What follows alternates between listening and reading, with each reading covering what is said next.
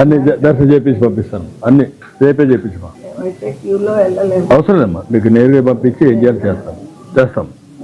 నేను చేస్తాను. Very good.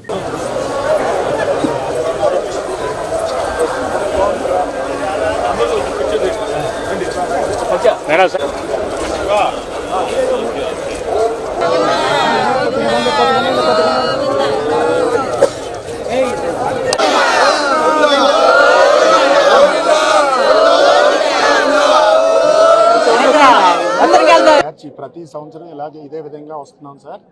ఇప్పటికీ ఇది 8వ సారి మీరు రావడం. కానీ పొరపాటు జరగటం వల్ల అక్కడ అనుకోని సంఘటన జరిగింది. దానికి ఎవరు బాధ్యతలు కాదు సార్.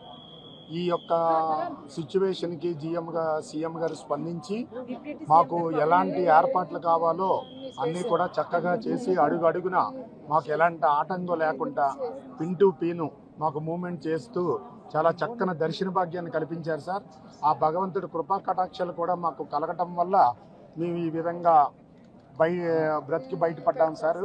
అందుకు సీఎం గారికి, లోకల్ అధికారులకి, జిల్లా కలెక్టర్ గారికి, అదే డిప్యూటీ కలెక్టర్ గారికి, అందరికీ, పవన్ కళ్యాణ్ గారికి పేరున ధన్యవాదాలు తెలియజేసుకుంటాం సార్.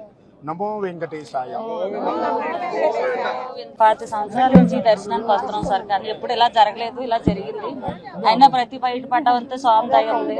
మేము అసలు బయట పడతామని అనుకోలేదు. తండ్రి మా అందరిని బట్టి ఇలా అయింది.